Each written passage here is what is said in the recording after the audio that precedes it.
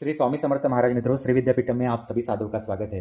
गुरु पूर्णिमा के इस अवसर पर श्री महाअवतार बाबा जी और उनके शिष्य मेघनाथ इनकी कथा आपके सामने प्रस्तुत कर रहा हूँ। तो गुरु पूर्णिमा की हार्दिक शुभकामनाएं आपको, और कथा को शुरुआत करते हैं। महाअवतार बाबा जी, जिनका नाम बहुत आप तो जानते ही होंगे, ये कथा जब आप पूर्ण रूप से सुनेंगे तब आपको समझ में आएगा कि इसका तात्पर्य क्या है। मुझे इसका तात्पर्य अलग से बताने की जरूरत नहीं पड़ेगी। महाअवतार बाबा जी, जिनका गुप्त रूप से आश्रम हिमाचल के गुप्त पर्वत श्रृंखला में है, इतने हजारों सालों में अनेकों शिष्यों का समूह उनके सानिध्य में शिक्षित होकर आगे बढ़ा। उनमें से ही एक मेघनाथ थे। महाअवतार बाबा जी के अन्य शिष्यों की तरह मेघनाथ भी एक थे।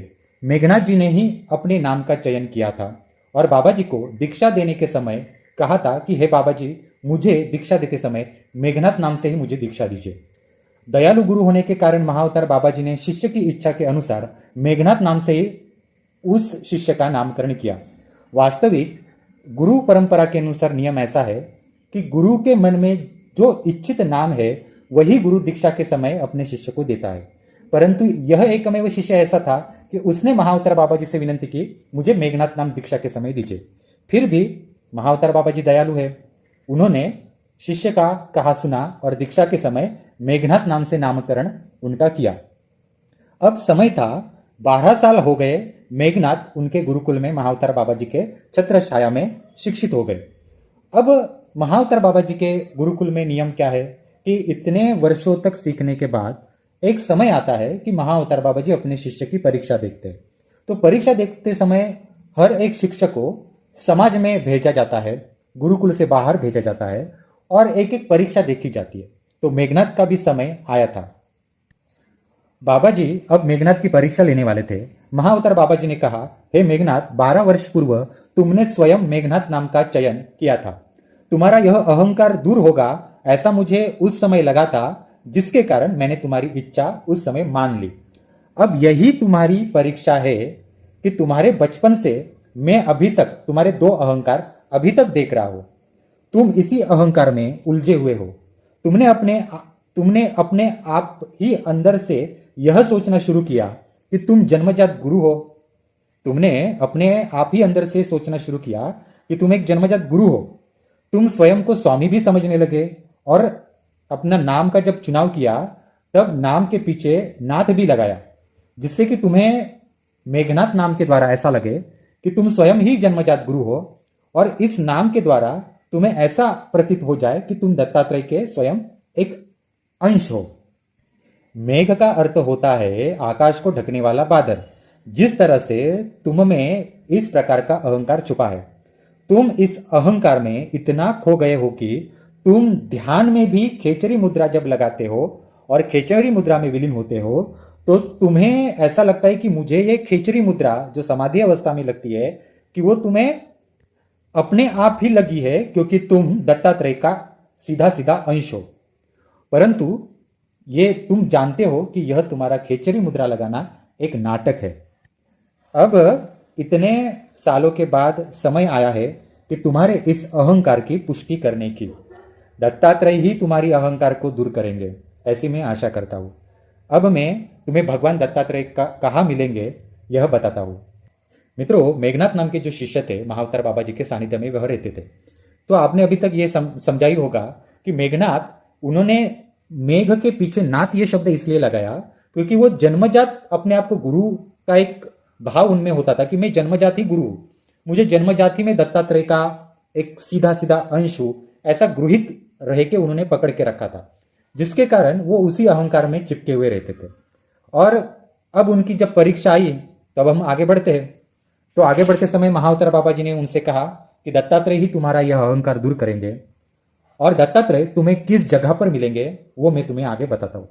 सर्वप्रथम सुबह के समय वह बहुत कम लोगों को वाराणसी में मिलते हैं।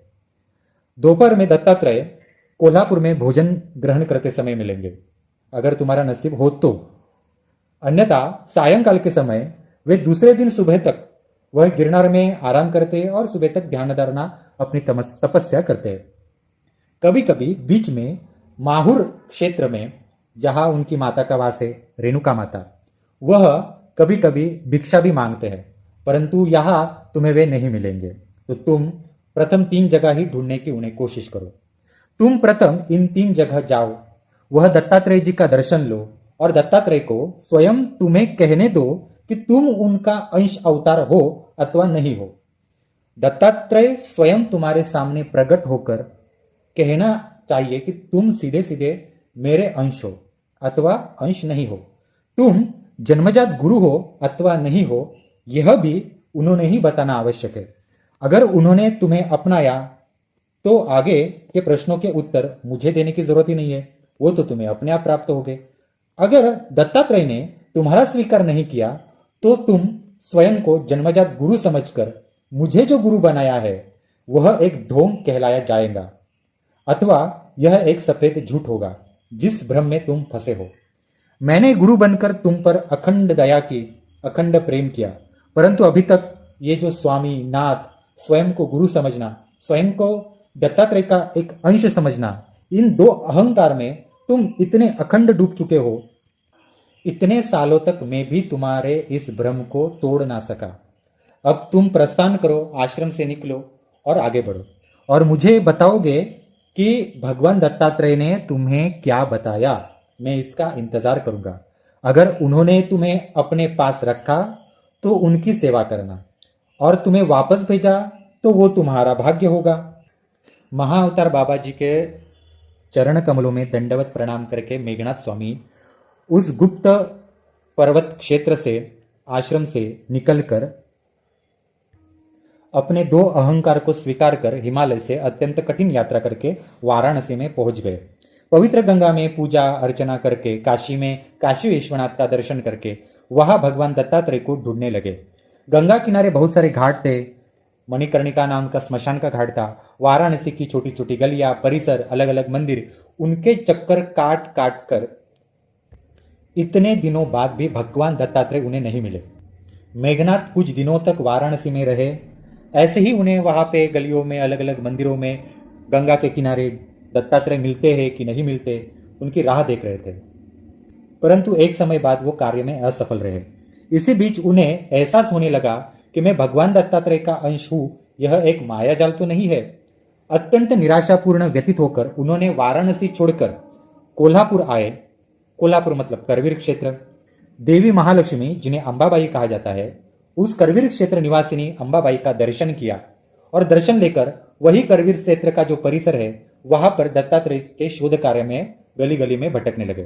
परंतु वहां भी कुछ हाथ नहीं लगा। कुछ दिनों बाद अत्यंत दुखी होकर वह धीरे धीरे गिरनार की ओर आगे बढ़े। गिरनार के जंगलों में कुछ दिनों के बाद उन्होंने प्रवेश किया।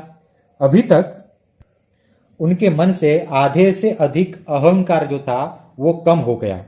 उन्हें अपना भ्रम अब समझने लगा था कि वो किस माया जाल में और किस कल्पना की दुनिया में जी रहे हैं।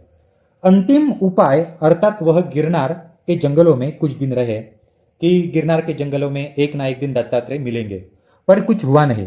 कुछ दिनों बाद वहां के कुछ भिक्षुओं को वह पूछने लगे कि मेरे जैसे ही दत्त दर्शन के लिए और कोई तो भिक्षुक नहीं आया है। अब मित्रों यहाँ पर ध्यान दीजिए कि यहाँ पर उनका कहने का तात्पर्य यह था कि मेरे जैसे दत्तात्रेय के जो अंश है वो दत्तात्रेय से मिलने के लिए गिरनार तो नहीं आए हैं। यह उनको अपने अंदर की भावना पूछनी थी। अब आप कल्पना कर लीजिए, इतना घूमने के बाद भी कितनी बड़ी भ्रामक कल्पना में मेघनाथ जी जी रहे थे। आजकल मनुष्य भी किसी न किसी काल्पनिक बाबा सदगुरु के पीछे भागकर भ्रमित रहते हैं। कितने सारे साधु बने हुए हैं, भगवा चोला पहने पाखंडी करोड़ों की माया जमा करने में उलझे हुए हैं, और लोग भी नहीं सोचते कि हम किसके पीछे भाग रहे हैं। कथा को आगे शुरुआत करते हैं। एक दिन गिरनार के जंगलों में इतने दिन गुजर गए और उसमें एक दिन ऐसा आया कि मेघनाथ स्वामी एक भिक्षुकों का एक समूह गिरनार पर्वत चढ़कर दत्तात्रेय के मंदिर का दर्शन करने के लिए आगे बढ़ रहा था। तो मेघनाथ जी उस समूह का एक भाग बन गए और उनके साथ चलने लगे। मेघनाथ जी बाकी भिक्षुओं को अपने बातों बातों में अपने दत्तात्रेय का अंश होने के संकेत देने लगे। मतलब जैसे जैसे एक एक सीढ़ी चढ़ रहे थे पर्वत की, गिरनार के पर्वतों की, तो उसी बीच बातों बातों में अन्य भिक्षुक होते थे, उनके सामने मेघनाथ ऐसे प्रतीत करते थे कि बातों के द्वारा कि वह दत्तात्रेय के सीधे सीधे एक प्रकार से अंश है और वो सीधे अंश आप के भिक्षुकों में, आप जैसे भिक्षुकों में यह अंश चल रहा है। इस तरह से वो अन्य भिक्षुकों को अपना एक प्रकार से परिचय करवा के देते थे। ऐसा प्रत्यक्ष संकेत देने लगे और सभी भिक्षुकों में वह किस प्रकार से सर्वोच्च है यह अप्रत्यक्ष वह बातों बातों से बताते थे। अब जाते समय ऐसा हुआ कि उनका उन भिक्षुकों ने अपमान किया, क्योंकि आप कल्पना कर लीजिए कि आप अगर गिरनार की पर्वत परिक्रमा कर रहे हैं या नर्मदा की परिक्रमा कर रहे हैं, आपका ग्रुप बड़ा है और आप अनजान व्यक्ति आपके ग्रुप में आ गया और वो अचानक से आपको बोलने लगा कि मैं इस संत का अंश हूं, मेरे शरीर के अंदर ये भगवान की सिद्धि है, तो एक सहज स्वभाव से आसपास के लोग होंगे वो अपमान करेंगे ही। तो उनका बहुत बड़ा अपमान उन भिक्षुकों के द्वारा हुआ और वो अपमान सुन के देख के मेघनाथ बहुत दुखी हुए। वह गिरनार मंदिर के बीच में ही रुक गए क्योंकि उनको बहुत दुख हुआ। कुछ ने तो ऐसा कहा, हे मेघनाथ, तुम अपने काल्पनिक भ्रम और भ्रमित माया जाल में, जिसमें तुम दत्तात्रेय का खुद एक अंश हो, इसका आनंद लो, हम तुम्हारे बिना मंदिर जाते हैं। भिक्षुकों ने मेघनाथ को वही बीच में छोड़ दिया। अब वह अकेले पड़ गए। गिरनार मंदिर की प्रत्येक सीढ़ी भगवान दत्तात्रेय का एक एक नाम का संकेत है और उनके एक एक नाम को समर्पित है। आखिर वह मंदिर के प्रांगण में पहुंच गए। कुछ समय बाद रुकने के बाद आगे वो एक एक सीढ़ी चढ़ते चढ़ते मुख्य मंदिर में पहुंच गए, दर्शन लिया। वहां पे एक तीर्थजली है तो तीर्थजली में स्नान किया। वहीं पर एक जगह पे अंतर्मुख होकर उन्हें बहुत पश्चाताप हुआ और उस पश्चाताप की अग्नि में जब तक दत्त दर्शन नहीं होता तब तक उपवास में रह के ध्यान करने वो चले गए। जब वो ध्यान में थे उसी समय एक स्पर्श उनको पुकार रहा था। जब उन्होंने आंखें खोली तो एक माताजी उनके सामने खड़ी थी और उनके हाथ में एक थाली थी पकवानों की। वो दूसरी तीसरी कोई नहीं, वह अरुंधति नाम की एक देवी थी। अरुंधति अर्थात अनघालक्ष्मी भगवान दत्तात्रेय की पत्नी, उनका ही एक रूप अरुंधति। वह दत्तात्रेय के कहने के अनुसार एक पकवान की थाली उनको देने के लिए वहां आई थी। उन्होंने दत्तात्रेय का एक संदेश मेघनाथ को दिया। उन्होंने कहा, हे मेघनाथ, दत्तात्रेय जी ने आपको संदेश दिया है। अभी आप ना स्वामी हैं ना नाथ है। आपके मन में अभी सिर्फ मेघ अर्थात बादल की शंका है, वो भी समय के साथ आपकी दूर हो जाएगी। भगवान दत्तात्रेय ने आपको ये पकवान की थाली नैवेद्य दिया है, वह आप ग्रहण कीजिए।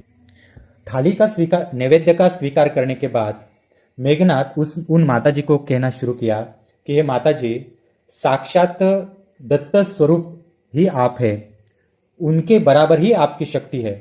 आपका दर्शन अर्थात दत्त दर्शन है। फिर भी भगवान दत्तात्रेय को मुझसे, मेरे ऊपर प्रसन्न होकर मेरा जो संशय है, वो जो शंका है, वो दूर करने की मैं इच्छा आपके सामने प्रस्तुत करता हूँ। कृपया मेरा जो संदेश है आप उन तक पहुँचाइए और एक बार उनसे मेरी भेंट हो जाए, मेरे ऊपर वो प्रसन्न होकर मुझे आगे का मार्गदर्शन करने की मेरी इच्छा आपके सामने मैं प्रस्तुत करता हूँ। यह कहते कहते मेघनाथ बहुत रो रहे थे क्योंकि स्वयं प्रत्यक्ष अरुंधति माता उनके लिए नैवेद्य की थाली लेकर आई थी और दत्त महाराज जी ने उनके लिए नैवेद्य भेजा था। अब अरुंधति माता ने उन्हें कहा कि मेघनाथ, अब तुम इस मंदिर के प्रांगण से उठो और यही दूसरी जगह पे एक सरोवर है, उस सरोवर के पास गुलर का पेड़ है, उस गुलर के पेड़ के नीचे जाओ, वहां पर बैठो, 40 दिन तक वहां पर तपस्या करो। 40 दिन तक गुलर के पेड़ के नीचे तुम तपस्या करो। 41वां जो दिन है, अगला जो दिन है 40 दिन के तपस्या के उपरांत, दत्त महाराज, जब तुम समाधि अवस्था में अत्यंत उच्च कोटि को उस अवस्था प्राप्त करोगे, तब दत्त महाराज तुम्हारे सामने प्रकट होकर तुम्हारी साशंकता दूर करेंगे। और ये जो 40 दिन है, यह 40 दिन तुम्हारे परीक्षा के हैं कि इन 40 दिनों में तुम्हारा जो बचा कुचा संशय है वो भी किस तरह से दूर होता है, वह परीक्षा ली जाएगी। अरुंधति माता वही नैवेद्य की थाली वहां रखती है और अदृश्य हो जाती है। नैवेद्य ग्रहण करने के बाद मेघनाथ उस सरोवर के पास चले जाते हैं गुलर के पेड़ के नीचे 40 दिनों तक तपस्या करते। जब 40 दिन के बाद अगला दिन आता है, तब उनके मन में अचानक से एक भाव प्रकट होता है, अब भगवान दत्तात्रेय कब दर्शन देंगे और उनका संशय कब दूर करेंगे। 40 दिनों तक तुरीय अवस्था प्राप्त करने के बाद जब अगला दिन आया, तब एक प्रकाश पुंज उनके सामने दत्तात्रेय के रूप में प्रकट हुआ। वही दत्तात्रेय का रूप कुछ भी ना बोलकर एकमुखी दत्तात्रेय में, जिन्हें श्रीपाद वल्लभ कहा जाता है, उस रूप में प्रकट हुआ। वही रूप आगे जाकर महाअवतार बाबा जी में प्रकट हुआ। एकमुखी दत्तात्रेय वही महाअवतार बाबा जी है मित्रों। दत्तात्रेय से रूपांतरित होकर महाअवतार बाबा जी जब प्रकट हुए, तब मेघनाथ को बहुत बड़ा धक्का लगा, क्योंकि आज तक वो दत्तात्रेय अर्थात तीन मुखी दत्तात्रेय को ही जानते थे, परंतु हम स्वयं ही दत्तात्रेय के सानिध्य में इतने वर्षों तक महाअवतार बाबा जी के सानिध्य में सीख रहे हैं और वही दत्तात्रेय है, यह मेघनाथ जी भूल गए थे। वो बहुत रोने लगे। उन्हें पश्चाताप हुआ कि इतने सालों तक महाअवतार बाबा जी के सानिध्य में रह के इतनी बड़ी भूल चूक उनसे कैसे हुई। महाअवतार बाबा जी ने कहा, हे मेघनाथ, इतना सोचकर और इतनी मशक्कत करके कोई भगवान, देव अथवा अवतार नहीं बनता, ना ही ऐसे कोई सीधे सीधे किसी भगवान का या देवता का अंश बनता है। उसके लिए प्रत्येक आत्मा जो होती है वो परमात्मा का अंश होना आवश्यक है। अब तुम मेघनाथ स्वामी हो क्या? अब तुम स्वयं को दत्तात्रेय का अंश मानते हो, स्वामी मानते हो, या खुद को नाथ समझते हो? इस पर जवाब देते समय मेघनाथ स्वामी कहते हैं, मैं अब अनाम प्रकाश आत्मा हूं। हे गुरुओं के गुरु, आप ही परमात्मा है। आप मेरे ऊपर कृपा कीजिए, आपकी आत्मा में मुझे विलीन कीजिए। महाअवतार बाबा जी ने कहा, अब तुम्हारा पूरा जो मन है, ये मन के अंदर का जो संशय है, अर्थात तुम्हारा मन पूर्ण रूप से नष्ट हो चुका है।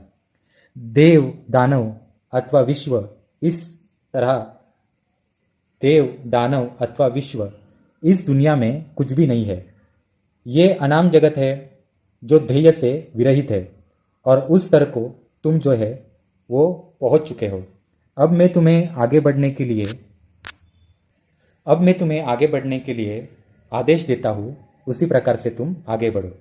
मित्रों, इस तरह से यह कथा यही समाप्त होती है। अब आपको समझ में आया होगा कि इस कथा का तात्पर्य क्या है।